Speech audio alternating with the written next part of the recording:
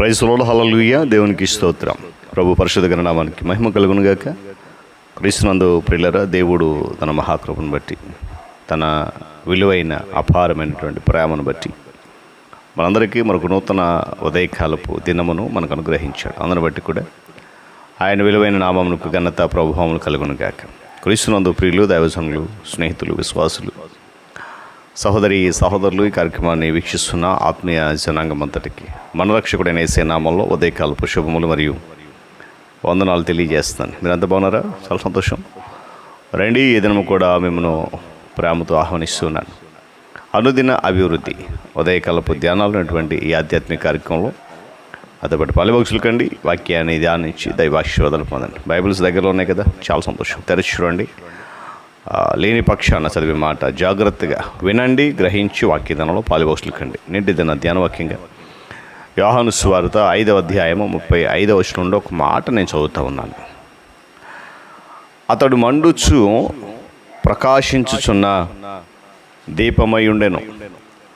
దేవుడు తన పరిశుద్ధ లేఖన మాట మనందరి కొరకు దీవించును గాక. తలలోంచుదాం, కళ్ళు మూసుకుందాం. ప్రార్థన. మహాగణుడ, మహోన్నతుడ, నీ స్తోత్రాలు. తిరిగి మరొక నూతన ఉదయకాలంలో ఎట్రీతిగా నీ పాదసము నిలుచున్నాం. కృపా కనికరము చేత ఈ ఆధ్యాత్మిక కార్యక్రమం నడిపిస్తూ భద్రపరుస్తున్నాం, బలపరుస్తున్నందుకు స్తోత్రాలు. నిశ్చితమైతే మరింతగా ఈ కార్యక్రమంలో అనేక మంది బిడ్డలను పాలిభాగం చేసి బలపరుచు తీర్పచ్చు.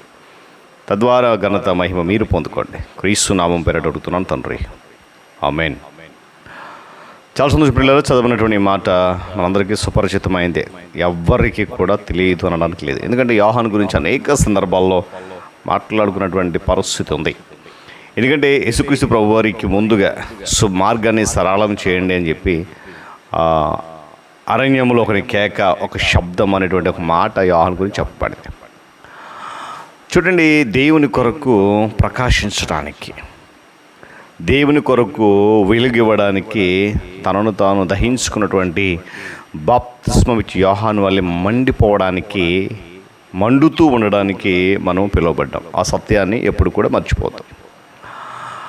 మనందరి కొరకు యేసుక్రీస్తు ప్రభువారు ప్రకాశించాలని చెప్పి ఆయన అనుకుంటున్నాడు.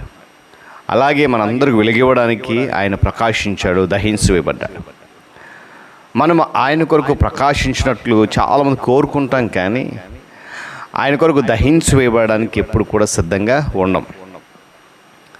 మనము విద్యుత్ దీపాల వల్లే విద్యుత్ దీపాల వల్లే ఉండడానికి ఆశపడుతున్నాం, కానీ వెలుగునివ్వడానికి ఆ ప్రక్రియలో వెలుగునిస్తూ కరిగిపోయేటువంటి కొవ్వొత్తుల వల్లే ఉండాలని దేవుడు వెతుకుతున్నాడు అటువంటి వారి కొరకు. చూడండి, హడ్సన్ టేలర్ అనేటువంటి ఒక ఆయన చైనా దేశంలో మిషనరీ పని చేస్తూ ఉండేవాడు. ఆ మిషనరీ పరిచర్య కొరకు తనను తాను దేవునికి పూర్తిగా దహించేసుకున్నాడు. ఆయన ఒక సవాల్ చేశాడు ప్రజలకు. ఏంటో తెలుసా? కాలిపోవు దీపపు ఒత్తుల కొరకు దేవుడు వెతుకుతున్నాడు. నూనె మరియు ఆ నిప్పు ఆ నూనె మరియు మంట మనడానికి నిప్పు కూడా ఉచితమైంది అని చెప్పి క్రైస్తవులందరికీ ఒక సవాలు ఆనాడు విసిరాడు. ఈనాడు అదే సవాలు చాలామంది స్వీకరించడానికి ఇష్టపడట్లే. సిలువను మోస్తూ లేక సిలువను మోయడం అనేది, అదేవిధంగా తను ఉపేక్షించుకోవడం అనేది ఒక్కరోజు జరిగే వ్యవహారం కాదండి, ఒక క్షణంలో జరిగిపోయేది కాదు. అది జీవిత కాలము వ్యాయామం వంటిది అని చెప్పి పౌలు భక్తులతో కొరింథీ పత్రికలో రాశాడు. అంటే మనం బ్రతికున్నంత కాలం శరీరము చాలా పుష్టిగా ఉండడానికి, లేకపోతే మనము ఆరోగ్యం కొరకు కొన్ని వ్యాయామాలు చేస్తుంటాం ఉదయకాలం. అదే దేవుని కొరకు సిలువ మోయడం అనేది, మనల్ని మనం ఉపేక్షించుకోవడం అనేది జీవితకాలం జరిగేటువంటి ఒక ప్రక్రియ. ఇది మధ్యలో ఆగిపోయేది కాదు, గమనించాలి.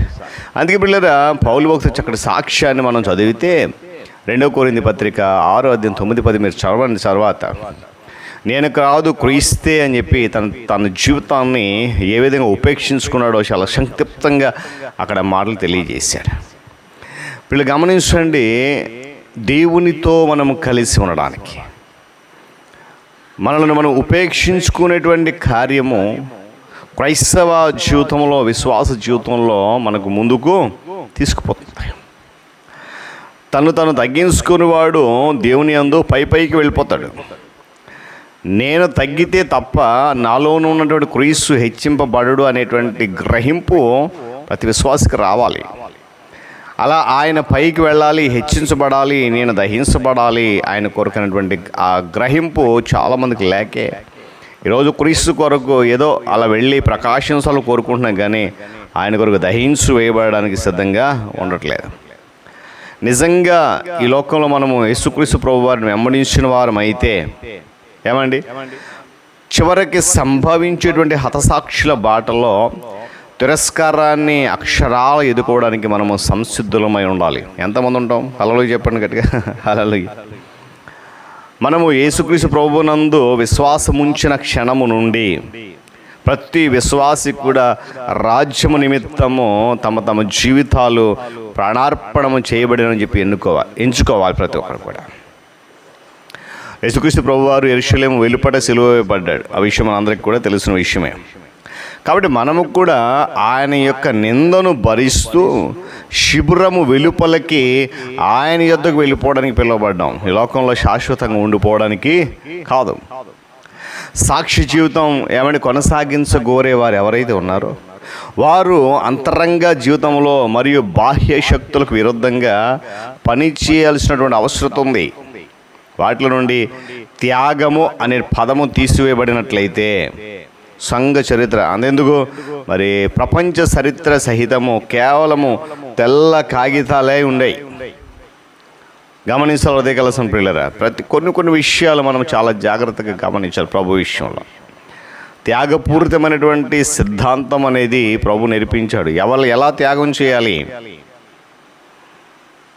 గమనించాలి. ఈ యొక్క ఉదయకాల సమయంలో అలా క్రీస్తు కొరకు దహించి వేయబడడానికి మన దేశానికి వచ్చినటువంటి అనేక మంది మిషనరీల గురించి మనం జ్ఞాపకం చేసుకున్నప్పుడు డేవిడ్ లివింగ్స్టన్ అని ఆయన తన భార్య చనిపోయినప్పుడు ఒక్కడే సమాధి చేయాల్సి వచ్చింది.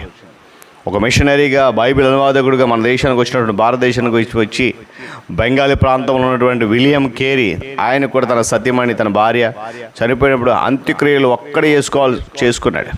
ఇలాంటి త్యాగమయ దీపాలు నేటికి ఇంకా వెలుగుతూనే ఉన్నాయి ప్రపంచం అంతటా. మరి ఈరోజు ఆ వెలిగిచ్చేటువంటి దీపాలలో ఆ దహించి వేయబడేటువంటి వారిలో మనం ఉన్నామా అనేది ఒక ప్రశ్న. ఎందుకంటే క్రీస్తు కొరకు మనము కేవలం వెలిగించి ఉంటే సరిపోదు, ఆయన కొరకు మనం దహించబడాలి. కొవ్వెత్తి గురించి మనందరూ తెలుసు, నేను ప్రత్యేకంగా దాని గురించి చెప్పట్లేదు. ఉదయకాల సమయంలో అది ఎంత వెలిగిస్తుంది, అది కరిగిపోతూ ఉంటుంది, వెలిగిస్తూ ఉంటుంది. ఇప్పుడు మన ఇంట్లో విద్యుత్ దీపాలు ఉంటే అవి మనం స్విచ్ చేసి ఉంచి అంతసేపు ఏం చేసి వెలుగుతూ ఉంటాయి. స్విచ్ ఆపేసి ఆగిపోతాయి, కొవ్వెత్తలు కదా, అది కరిగిపోతూ వెలిగిస్తూ ఉంటుంది. అలా కోరుకుంటున్నాడు దేవుడు మనల్ని. కానీ ఉదయకాల సమయంలో యోహాను వలె దహించి వేయబడడానికి క్రీస్తు కొరకు సిద్ధంగా ఉందాం. ఆశీర్వాదాలు పొందుకుంటాం, నిత్య జీవానికి వెళ్ళే మార్గంలో ప్రయాణం కొనసాగిద్దాం. అంటే కృప పరిశుద్ధాత్మ దేవుడు మనందరికీ సమృద్ధిగా అనుగ్రహించును గాక. తలలోంచి కన్ను మూసుకుని ప్రార్థన. మహోన్నతుడు మీకు వందనాలు, ప్రేమ స్వరూపి, నిజమైన నా తండ్రి నీ కొరకు వెలగాలని ఆశపడుతున్నాం, కానీ దహించి వేయబడాలనేటువంటి ఆశను మాలో లేకుండా చేసుకుంటున్నాం. నీ కొరకు ఎంతగా దహించబడితే అంతగా అనేకులు వెలుగులో వస్తారనేటువంటి సత్యాన్ని ఈరోజు గమనించి యోహాను జీవితం ద్వారా క్లుప్తమైనటువంటి విషయాలు మాకు నేర్పించిన స్తోత్రాలు. నాయన మీరు మా జీవితంలో హెచ్చించబడాలి. మేము నాయన తగ్గితే తప్ప, మేము దహించబడితే తప్ప మీరు పైకి నాయన హెచ్చించబడరు అనేటువంటి ఆ యోహాను యొక్క మాట, నేను తగ్గాలి ఆయన హెచ్చాలనేటువంటి మాట మా జీవితంలో అమలు చేయడం కృప చూపించండి. ఒకవేళ కొన్ని సందర్భాల్లో మాకు మేమే హెచ్చించుకుంటున్నామేమో, నీ నామాన్ని తగ్గిస్తున్నామేమో, అలాంటి దినాన మాకు శ్రేష్టమైన హెచ్చరిక గద్దెమిచ్చో మేము నాయన యోహాను వల్లే నీ కొరకు దహించబడడానికి సిద్ధపడుతూ అనేకులను ఆ వెలుగులు నిలిపి కృప ఇచ్చాను. ఇతడు నీ మాట వింటున్న బిడ్డలందరి జీవితంలో ప్రతి ఒక్కరిని 100 ఫలింపజేసి నడిపించారు. మీరే మహిమ ఘనత ప్రభావాలు పొందండి. యేసుక్రీస్తు వారి శ్రేష్టమైన నామములు ప్రార్థన అడుగుతున్నాను తండ్రి, ఆమేన్. త్రియేక దేవుని దీవెన, ఆయన సన్నిధి కాపుదల సదాకాలం మనందరికీ తోడండి నడిపించును గాక. ఆమేన్.